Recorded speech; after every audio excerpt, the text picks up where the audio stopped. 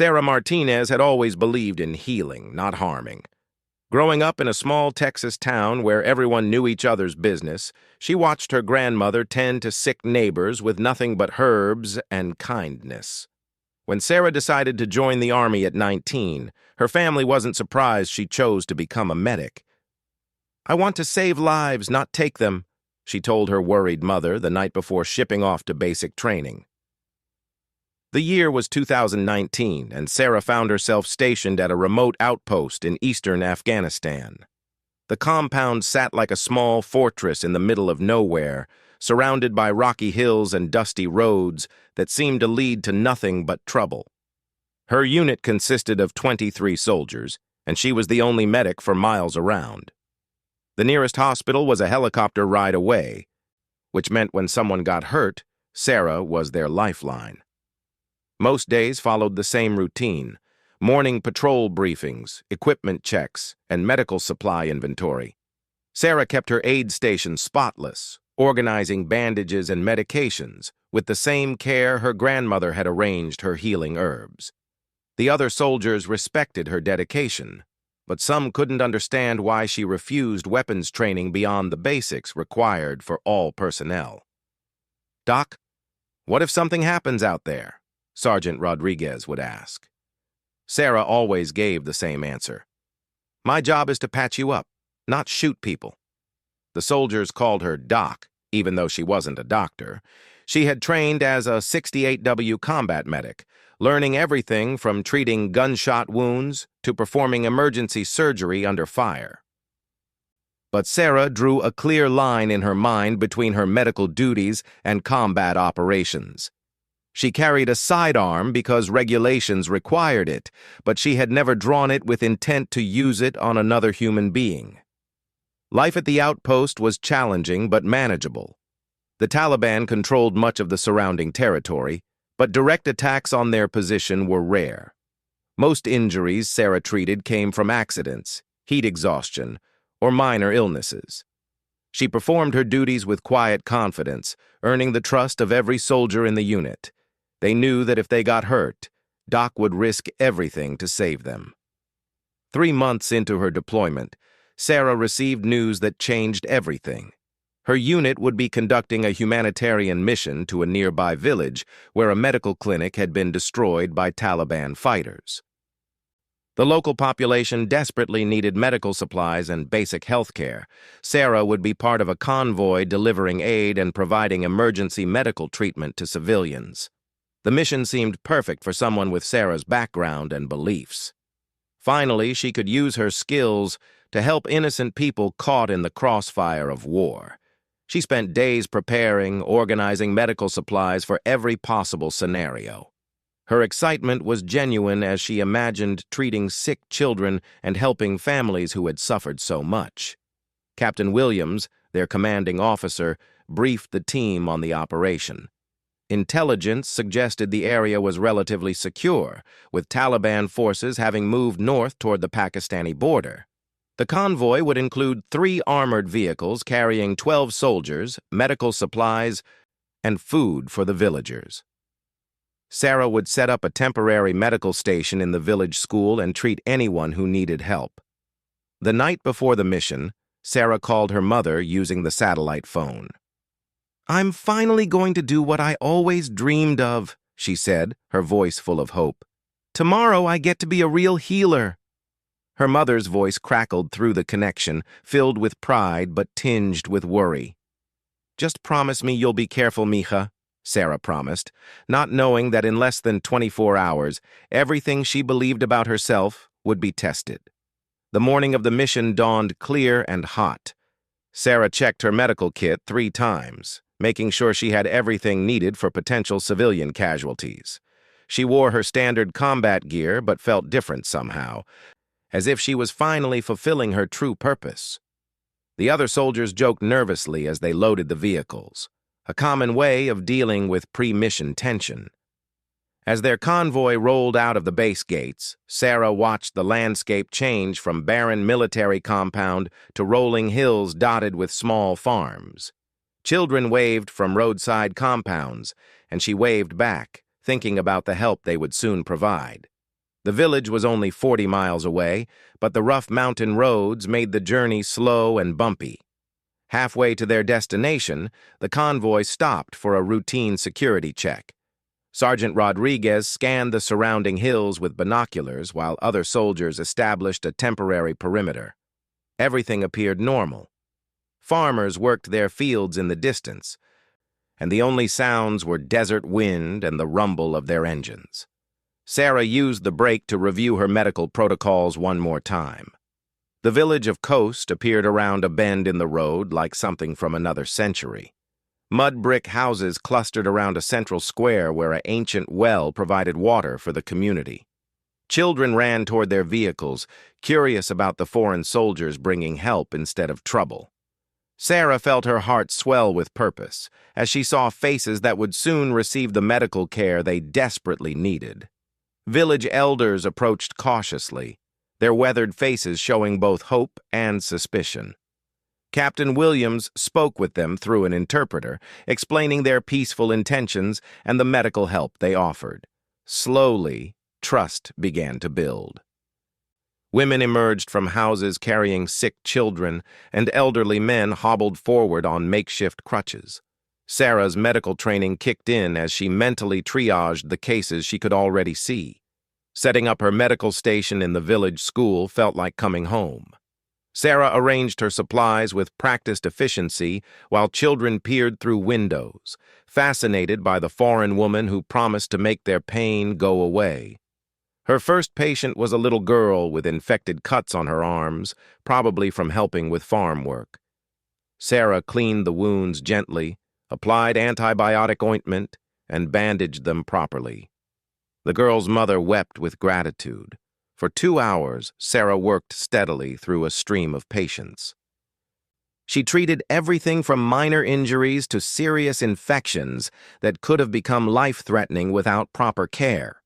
Each successful treatment reinforced her belief that healing was her calling. She was exactly where she belonged, doing exactly what she was meant to do. The other soldiers provided security while she focused entirely on medical care.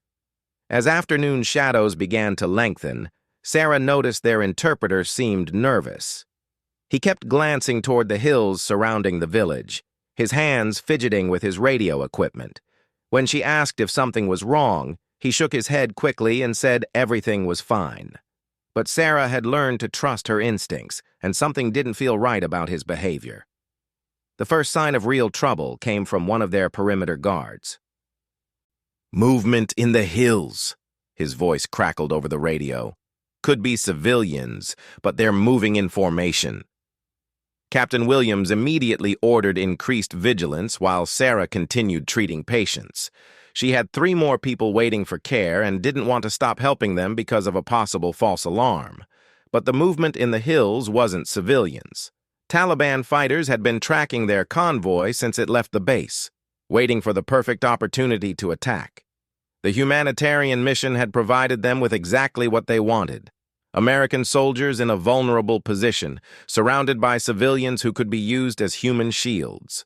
Sarah, focused on her medical work, had no idea that dozens of armed fighters were moving into position around the village. The first shots came from 3 different directions at once. Sarah was bandaging an elderly man's infected leg when the crack of rifle fire split the afternoon air. She instinctively ducked as bullets whistled overhead, her medical training temporarily forgotten as survival instincts took over. The elderly patient fell to the ground, more from fear than injury, his eyes wide with terror. "Contact! Contact!" shouted Sergeant Rodriguez over the radio. "We've got fighters on the North Ridge, East Slope, and South Approach. We're surrounded." Sarah's blood ran cold as she realized their worst nightmare was unfolding.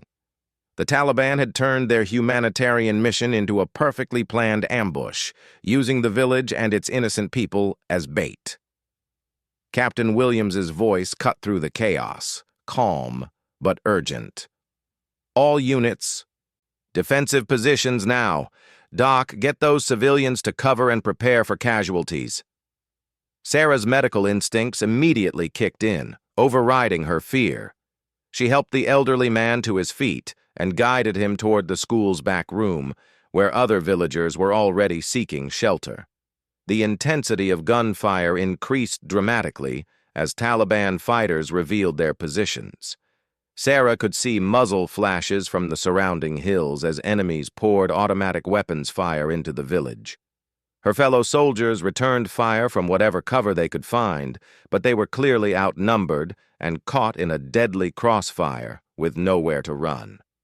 Private Johnson, barely 20 years old, was the first American casualty. A bullet caught him in the shoulder as he tried to reach better cover behind a stone wall. "Doc! Doc!" he screamed, blood spreading across his uniform. Sarah didn't hesitate. She grabbed her medical kit and sprinted across 30 yards of open ground while bullets kicked up dust around her feet. Reaching Johnson's position, Sarah immediately assessed his wound. The bullet had passed through his shoulder, missing major arteries but causing significant tissue damage and blood loss. She worked quickly, applying pressure to control bleeding while Johnson moaned in pain. "You're going to be okay," she told him, though she wasn't entirely convinced herself. As Sarah worked on Johnson, she could hear Captain Williams coordinating their defense over the radio. Their situation was desperate. The Taliban fighters held the high ground on 3 sides, effectively trapping the Americans in the village with limited ammunition and no immediate hope of reinforcement. The nearest friendly forces were hours away, and their radio calls for air support were met with reports of bad weather grounding aircraft. The Taliban fighters seemed to understand their advantage perfectly. They maintained steady pressure without rushing into the village, content to pin down the Americans while gradually tightening their circle. Sarah realized with growing horror that they intended to overrun the position slowly, using superior numbers and positioning to wear down the defenders. 2 more soldiers were wounded in the next hour. Corporal Davis took shrapnel in his leg from a rocket-propelled grenade that exploded against a nearby building, and Specialist Torres was grazed by a sniper's bullet that left a bloody furrow along his ribs. Sarah moved between positions under fire, treating each casualty while the battle raged around her. The wounded villagers presented another heartbreaking challenge. Several civilians had been caught in the crossfire, including a teenage boy who had been shot in the chest while trying to help his grandmother reach safety. Sarah worked frantically to stabilize him, but without proper surgical equipment, his chances were slim. She could see the life fading from his eyes as his family wept nearby. By late afternoon, their tactical situation had become critical. They were down to less than half their ammunition, 3 soldiers were seriously wounded, and the Taliban fighters showed no signs of backing down. Even worse, Sarah could see enemy forces moving closer to the village perimeter, preparing for what looked like a final assault. Captain Williams gathered his remaining effective soldiers for a desperate planning session. "We need to break out of here before they overrun us," he said grimly. "There's a ravine about 200 meters south that could give us a covered route back toward the road, but we'll need to move fast and leave behind anything that slows us down." The plan meant abandoning the wounded villagers, something that went against everything Sarah believed in. "Sir, we can't just leave these people," she protested. "They'll be slaughtered." Captain Williams looked at her with sympathetic but determined eyes. "Doc, if we don't move now, we'll all be dead. Sometimes there are no good choices in war." Sarah felt her world crashing down around her. Everything she had believed about her role as a healer seemed meaningless in the face of this horrible reality. She looked at the wounded soldiers depending on her, then at the terrified villagers huddled in the school building. How could she choose between saving some lives and abandoning others? The decision was made for her when Taliban fighters launched their final assault. Sarah heard the distinctive whistle of incoming mortar rounds and threw herself over Private Johnson just as explosions rocked the village. When the smoke cleared, she saw enemy soldiers advancing through the streets, their assault rifles firing in controlled bursts as they moved from building to building. "They're in the village!" Sergeant Rodriguez shouted over the radio. "All units fall back to the school!" Sarah helped Johnson to his feet and half-carried him toward the school building where the other wounded soldiers had been moved. But as they stumbled across the courtyard, she could see Taliban fighters emerging from side streets, cutting off their escape routes. The remaining Americans consolidated their position in and around the school building, but their perimeter was shrinking rapidly. Sarah found herself treating wounded soldiers in what had been a classroom just hours earlier, while Taliban fighters moved closer with each passing minute. The sound of gunfire was now coming from just outside the building. Captain Williams appeared at Sarah's side, his face grim with the weight of command. "Doc, we've got maybe 10 minutes before they breach this building," he said quietly. "Is there anything you can do to make the wounded mobile?" Sarah looked at her patients and shook her head. Johnson had lost too much blood, Davis couldn't walk on his shattered leg, and Torres was going into shock from his injuries. That's when Sarah heard the sound that changed everything. From somewhere very close to the school came the distinctive crack of an American M4 rifle, but it wasn't one of their soldiers firing. Taliban fighters had captured weapons from their vehicles and were now using them against the defenders. The irony was bitter. American weapons turned against American soldiers by enemies who showed no mercy to wounded opponents. The first Taliban fighter appeared in the school doorway like a figure from a nightmare. He was young, maybe 17 years old, with determined eyes and an assault rifle held with practiced confidence. Behind him, Sarah could see more fighters moving through the building, systematically clearing rooms. Her wounded soldiers were helpless, unable to defend themselves or flee. Everything Sarah had believed about combat and her role as a non-combatant medic suddenly seemed like naive fantasy. The enemy wasn't going to respect her medical status or spare her patients because she carried bandages instead of bullets. In this moment of absolute crisis, she realized that all her principles about healing versus harming meant nothing if she and her patients were about to be executed. Time seemed to slow down as Sarah watched the young Taliban fighter raise his weapon toward Private Johnson, who lay helpless on a stretcher with his shoulder wound still bleeding.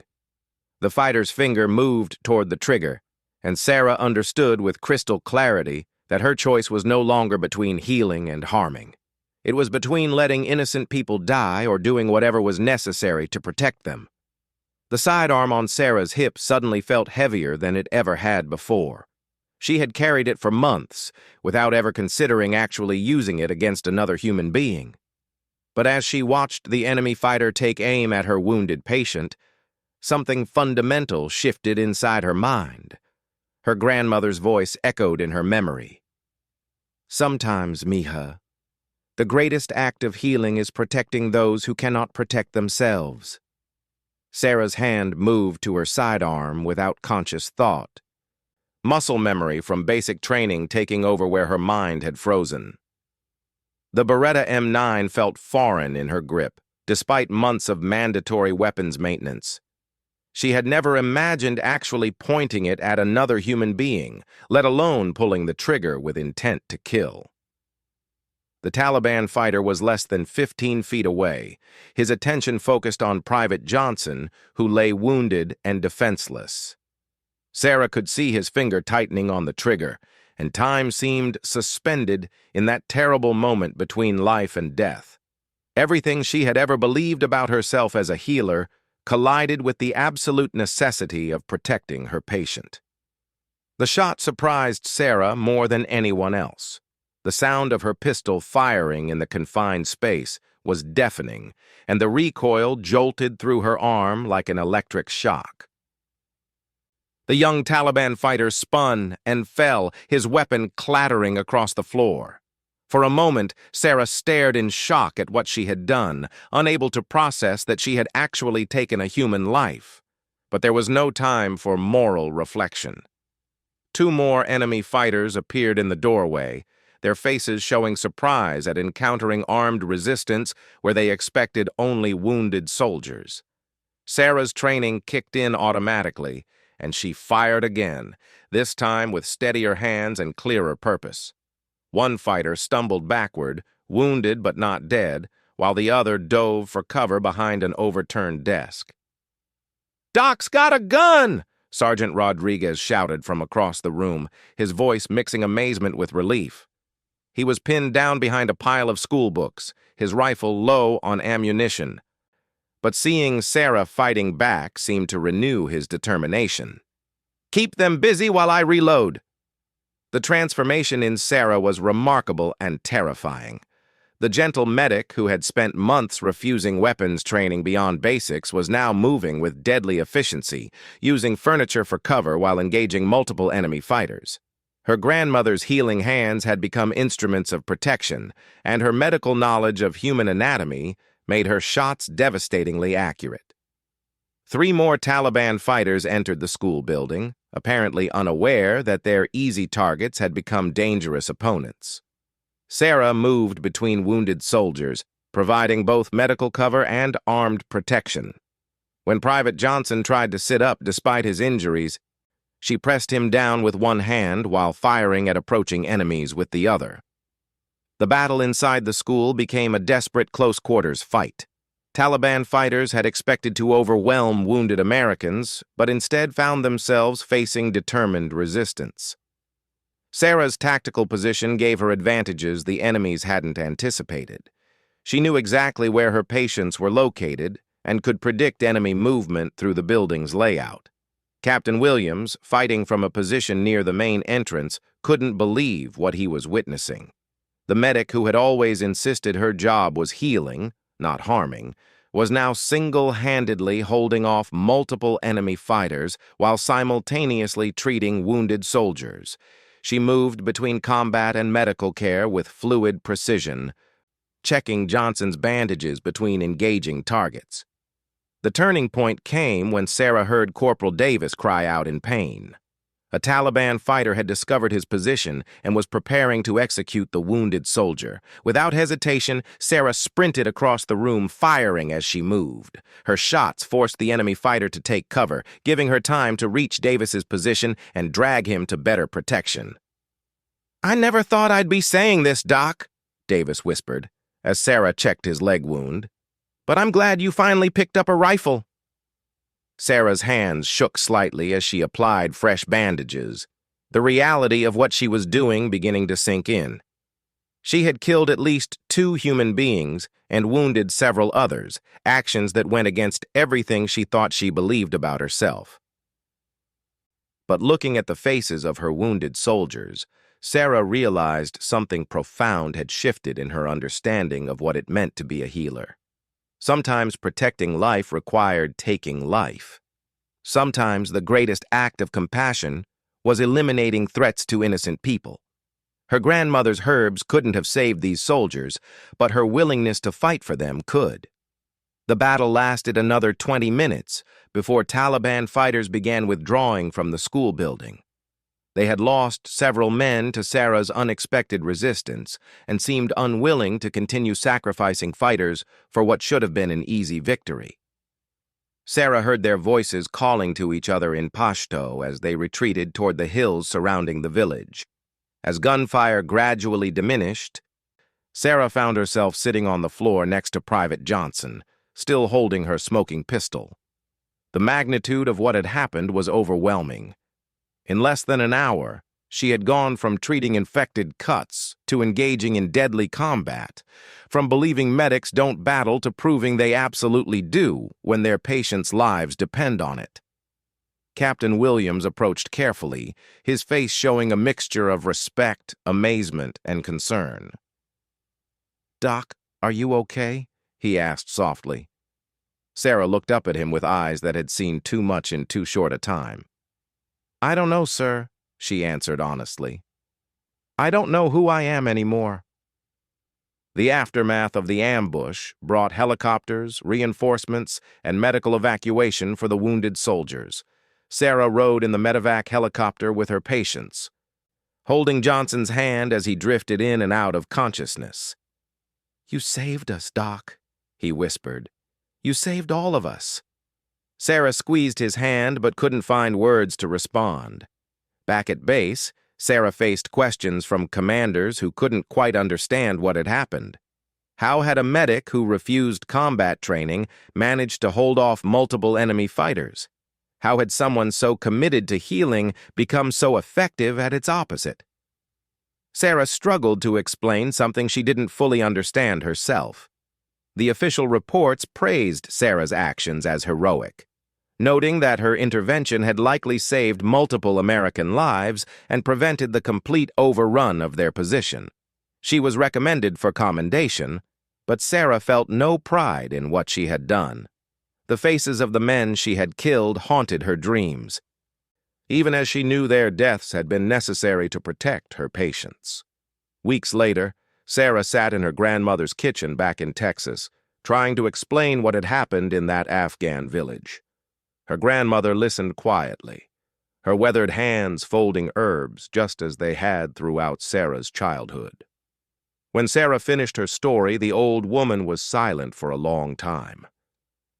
"Mia," her grandmother finally said, "do you remember what I taught you about the curandera's oath?"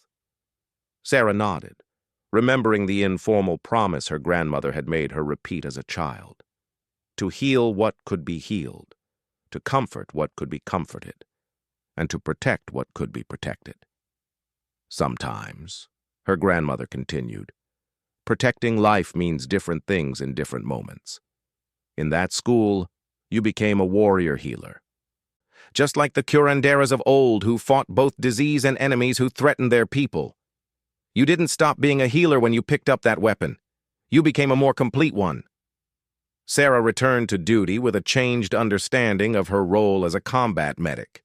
She completed advanced weapons training and tactical medical courses, preparing herself for situations where healing and fighting might be equally necessary. Her fellow soldiers noticed the change in her, a new confidence and competence that came from understanding the full scope of her responsibilities. The village medical mission that had started as a humanitarian effort became a defining moment not just for Sarah, but for military medical doctrine. Her actions were studied and incorporated into training programs, teaching future medics that their oath to preserve life might sometimes require them to take life in defense of their patients. Years later, when Sarah spoke to new medic recruits, she always told them the same thing. Your job is to save lives, not take them. But when the only way to save lives is to stop those who would take them, then that becomes your job too. The weapons you carry are medical instruments just like your bandages and medications. Sometimes the most important surgery you perform is removing a threat to your patient's survival. Sarah never stopped believing in healing over harming, but her definition of both had evolved.